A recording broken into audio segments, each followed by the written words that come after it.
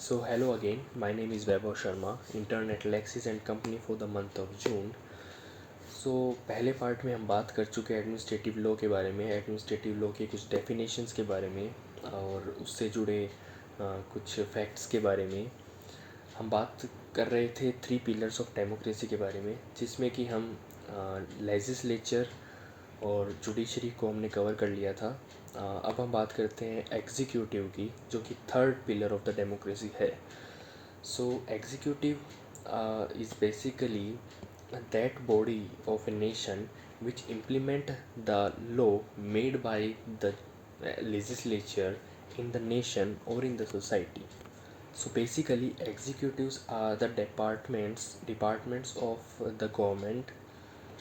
हम बात करें अगर इंडिया के पर्सपेक्टिव में, तो जो एग्जीक्यूटिव बॉडीज़ हैं वो हैं इनकम टैक्स डिपार्टमेंट, जो कि इनकम टैक्स एक्ट 1961 के तहत बनाया गया था। तो इनकम टैक्स डिपार्टमेंट एक एग्जीक्यूटिव बॉडी है। अगर हम बात करें तो एनवायरमेंटल प्रोटेक्शन एक्ट के बारे में, तो we have pollution control board which is also an executive body. अगर हम बात करें 2011 में जो अन्ना हज़ारे जी ने जो अनशन किया था एक लोकपाल बिल लाने के लिए, तो उसके बाद में लोकपाल एंड लोकायुक्त एक्ट लाया गया था 2013 में। उसके तहत वो जो एंटी करप्शन एक अथॉरिटी का निर्माण किया गया था, लोकपाल और लोकायुक्त, ये भी एग्जीक्यूटिव बॉडीज़ हैं।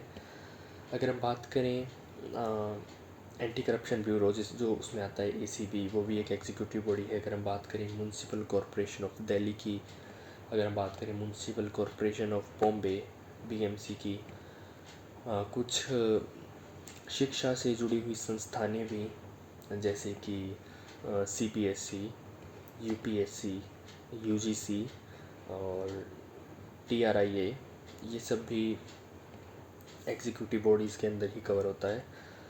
Sensor board in terms of entertainment और सम मूवीज़। अगर हम बात करें बेसिकली द ऑर्गेनाइजेशंस जिसके आगे कमीशन या फिर ट्रिब्यूनल लग जाता है, वो एक एडमिनिस्ट्रेटिव बॉडी होती है, ऐसा देखा गया है ज़्यादातर।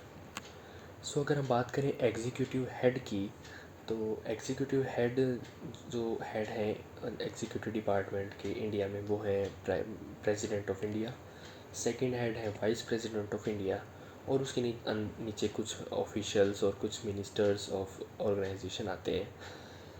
देखा जाए तो बेसिकली ये एक प्रोसेस है कि लेजिस्लेचर लॉ बनाते हैं, जुडिशरी उस लॉ को चेक करती है कि कहीं वो law against the fundamental rights या फिर अगेंस्ट द कॉन्स्टिट्यूशन तो नहीं है। उसके बाद में बारी आती है एग्जीक्यूटिव डिपार्टमेंट की, और एग्जीक्यूटिव डिपार्टमेंट उस लॉ को इम्प्लीमेंट करता है पूरे नेशन वाइड। ये एक पूरा प्रोसीजर है। अब हम बात करेंगे elements of sources of administrative law in India. Administrative law के एलिमेंट्स हैं एडमिनिस्ट्रेटिव बॉडीज़ जितने भी हैं, एडमिनिस्ट्रेटिव ट्रिब्यूनल्स जितने भी हैं, हमने कुछ डिस्कस किए थे पीछे, ऑफिशियल्स, डिपार्टमेंट्स, एग्जीक्यूटिव्स, ये सब हैं elements of the administrative law. अब अगर हम बात करें सोर्सेज ऑफ एडमिनिस्ट्रेटिव लॉ, तो जैसा कि हमने डिस्कस किया था, कॉन्स्टिट्यूशन लॉ से डेराइव, कॉन्स्टिट्यूशन लॉ का सोर्स भी है इसमें, सेक्शन आर्टिकल 14 और आर्टिकल 21 ऑफ इंडियन कॉन्स्टिट्यूशन। और हम बात करें स्टैट्यूटरी लॉ की, कि एक सेपरेट लॉ है, ये एक सेपरेट बॉडी है, इंडिपेंडेंट बॉडी है। हम बात करें कॉमन लॉ की, तो ये कॉमन लॉ भी है, जज मेड लॉ भी है ये एक। जैसे कि हम बात करें कि जज भी लॉ बना सकते हैं इन ए केस।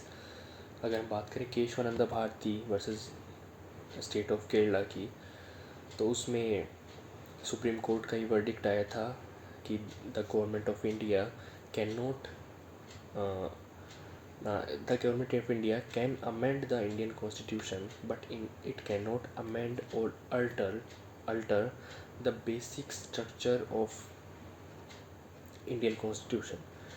तो ये एक लॉ बन गया उसके बाद से, और ये कॉमन लॉ के अंदर आता है, जज मेड लॉ जिसको हम कहते हैं, एजेंसी मेड लॉ, जैसे कि कुछ एजेंसी है, कुछ ऑर्गेनाइजेशंस हैं इंडिया में, वो खुद के लॉ खुद ही बनाती है। जैसे कि हम आरबीआई की बात करें तो आरबीआई अपने रूल्स और रेगुलेशन, अपने लॉ खुद ही बनाती है, मेक्स इट्स ओन गाइडलाइंस।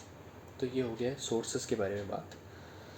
सो हमने ये देखा कि administrative law is important for the stability and growth of the society, maintenance of the social order and welfare of mankind by reconciling powers with liberty. अब हम बात करेंगे 4 bricks of the administrative law, जिसमें कि पहला है checking abuse of administrative power, delegated power इसी का एक पार्ट है। सेकंड ब्रिक की बात करें तो ensuring citizens and impartial determination of their disputes by officials। कुछ ऐसे केस भी होते हैं जहाँ पे एक इंडिविजुअल को कुछ दिक्कतें या कुछ परेशानी आ जाती है किसी ऑर्गेनाइजेशन या किसी ट्रिब्यूनल के वजह से, तो वो भी इसी में कवर होता है। Protesting citizens from unauthorised encroachments on their rights and interests. Fourth, making those who exercise public power accountable to the people. So that's it for today. Thank you so much.